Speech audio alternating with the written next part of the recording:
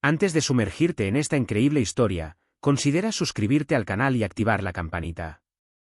Cada historia aquí tiene algo que decir, y no querrás perderte ni una. Una policía humilla a un hombre negro, sin saber que era un juez de renombre. Era un sofocante día de verano en París, donde el aire parecía vibrar con el calor aplastante, sofocando la ciudad que se extendía entre los adoquines. Las concurridas calles bullían con el bullicio habitual, el sonido de los motores de los coches deslizándose por las avenidas adoquinadas, los pasos apresurados de los peatones, el parloteo de las terrazas de los cafés y el calor omnipresente, que se volvía más opresivo a cada minuto.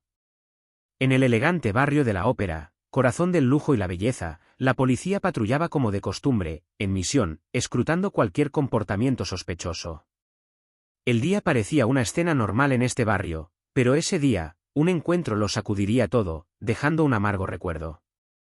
Nadia Lemoine, una joven policía de 20 y pocos años, acababa de comenzar su carrera en lo que consideraba un sector tranquilo y casi idílico. Era entusiasta, llena de deseos de servir a la justicia con un corazón puro y principios claros. El uniforme le sentaba como anillo al dedo, y cada mañana se miraba al espejo con orgullo, lista para defender la ley, para hacer cumplir las normas. Pero las primeras semanas en el campo la habían dejado algo desilusionada. Se dio cuenta de que no todo era tan sencillo como había imaginado. Las situaciones rara vez eran blanco o negro. La complejidad humana no podía reducirse a una simple ecuación. Tenía esta visión, heredada de sus años de formación, de un mundo binario, por un lado, los justos, y por el otro, quienes infringían la ley. Y en este mundo, se veía a sí misma como la garante del orden, de la paz, de unas normas que debían respetarse, sin importar las circunstancias. Le disgustaban las multitudes, las calles ruidosas o los barrios donde la gente parecía desafiar constantemente a la autoridad. Y menos aún aquellos que, en su opinión, no respetaban las normas sociales. Estos lugares, estas personas, parecían fuera de lugar, como un error que debía corregirse. Esa mañana, el calor era insoportable. La luz del sol caía sobre las fachadas de los edificios, proyectando sombras nítidas y contrastantes en las aceras. Nadia caminaba por las calles adoquinadas junto a su compañero, quien ya estaba más acostumbrado a la diversidad de la ciudad, más cómodo ante la heterogeneidad humana. La patrulla avanzaba sin incidentes. Hasta que una figura llamó su atención. Lo vio primero de lejos, pero algo en él, en su postura, en su forma de caminar, la hizo reaccionar. Un hombre negro de unos 50 años, impecablemente vestido con un traje oscuro, sus gafas de sol reflejando la cruda luz de la tarde. Caminaba solo, su paso mesurado, un andar casi distante, como perdido en sus pensamientos. Su apariencia contrastaba con la atmósfera del barrio, donde parecía fuera de lugar, como si no estuviera destinado a estar allí, en ese prestigioso lugar. «Disculpe, señor, ¿tiene un momento?» Nadia dio un paso al frente, con un tono un poco más autoritario de lo que pretendía, y su voz atravesó el aire caliente de la calle. Fue un acto reflejo, como si supiera de antemano que lo que iba a decir era una mera formalidad, una comprobación necesaria para mantener el orden. El hombre, que parecía sumido en sus pensamientos, giró lentamente la cabeza hacia ella. Se levantó las gafas de sol un instante, como para evaluar mejor la situación. Su mirada era serena, pero un destello de asombro en sus ojos delataba su incredulidad ante la interrupción. «Sí, claro, pero puedo preguntar qué ocurre». «Te he estado observando». «Pareces ir a un lugar al que no deberías ir», respondió Nadia, observando cada detalle del impecable atuendo y los gestos mesurados del hombre. Sus ojos se detuvieron en sus zapatos de cuero lustrados, el corte perfecto de su traje, la calidad de sus gafas de sol, y en su mente, estas pistas formaban una ecuación perfecta. Un hombre como este, en este barrio, solo podía ser sospechoso.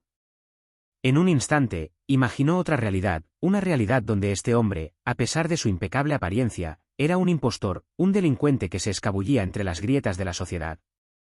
No tenía pruebas, ninguna razón concreta, pero una intuición visceral, alimentada por prejuicios ocultos, le dictaba esta conclusión. No era un hombre que perteneciera a su mundo. Debía ser uno de los que buscaban burlar la ley. El hombre la miró sin perder la compostura, casi como si hubiera estado esperando este tipo de encuentro. Sus ojos, inicialmente indiferentes, brillaron brevemente con un destello travieso. No se dejó engañar por la actitud de la policía, pero también sabía que no tenía nada que demostrarle. Le aseguro que no tengo nada que ver con nada malo aquí, respondió con voz tranquila, casi demasiado tranquila.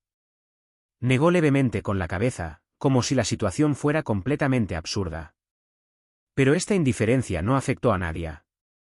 De repente se sintió más autoritaria, más decidida en su papel.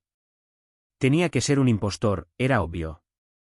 Con frialdad, respondió, tendré que verificar su identidad.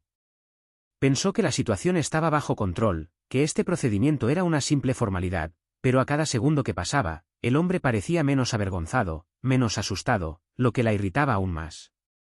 Sus manos, aunque firmes sobre la porra, casi temblaban de ira contenida, alimentada por la evidente humillación que no podía aceptar. Un desconocido no debería haberle impuesto esa mirada serena, esa confianza que ponía en tela de juicio el orden que creía encarnar. No tengo nada que ocultarte, pero tengo prisa, dijo con voz firme, como si la situación no le importara. Sus palabras, sus gestos, eran tan tranquilos que pusieron nerviosa a Nadia. La tensión aumentó un poco en su interior. Es el procedimiento, respondió, pero en el fondo sabía que todo era un intento de mantener el control, de demostrar que ella estaba al mando.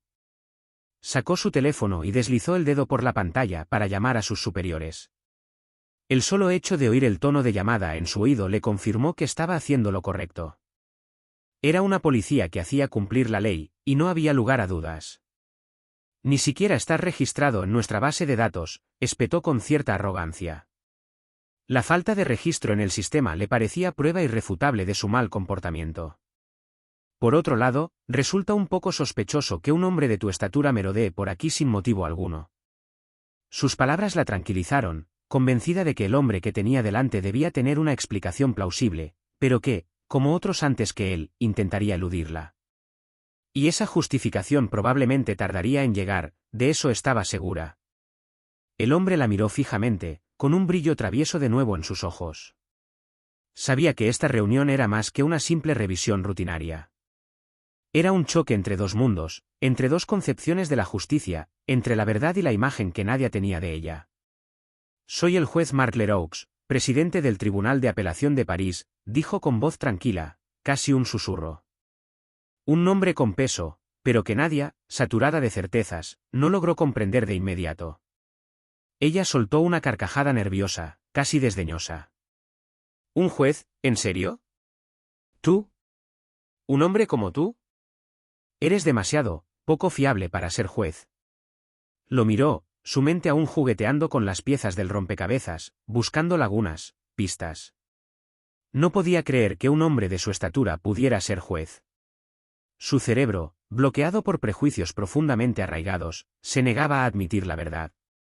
Para ella, un juez era alguien poderoso, respetado, pero no un hombre de color, y menos aún un hombre que parecía tan tranquilo, casi demasiado tranquilo, en semejante situación. La mirada del hombre se volvió más penetrante, más intensa. Comprendió que, aunque Nadia no lo viera, algunos prejuicios son tenaces y se arraigan en rincones desprevenidos. Pero no estaba enojado. No quería demostrarle su estatus a una policía que no estaba lista para aceptarlo. Quizás me subestimas, dijo, con un tono tranquilo pero cargado de desafío. Pero esta frase, lejos de hacerla dudar, pareció reforzar la certeza de Nadia de que él era culpable de algo. Sin siquiera detenerse a reflexionar sobre sus actos, Nadia decidió, en un arrebato de celo y vanidad, ponerlo en su lugar, no dejarse intimidar por las palabras del hombre. Te voy a llevar a la comisaría, dijo con firmeza, con la voz cada vez más áspera. Hizo ademán de quitarse las esposas, un gesto mecánico que creyó justificado, aunque el hombre no hizo nada para impedírselo. No se movió, la miró, aún tranquilo, como un espejo que reflejaba su incapacidad para ver más allá de su propia visión. Fue en ese preciso momento que uno de sus colegas, observando la escena desde lejos, llegó corriendo. Había visto los gestos de Nadia, la firmeza con la que se mantenía frente al hombre y su mirada furtiva a su teléfono, como si estuviera a punto de solicitar un procedimiento de detención. Algo andaba mal. Reconoció al hombre, un hombre que nunca pensó que vería en semejante situación.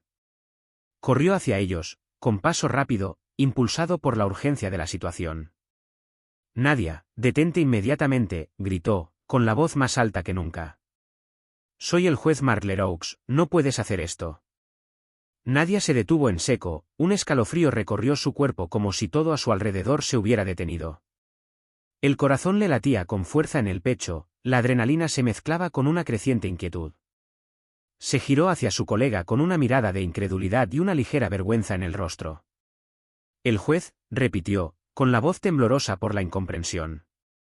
De repente se sintió pequeña, atrapada por la enormidad de su propio error. Un sudor frío le corría por la espalda, y el recuerdo de su error la atenazaba, pero se sentía paralizada, el orgullo aún la frenaba. Aceptar que se había equivocado era demasiado pedir para una agente del orden orgullosa de su puesto.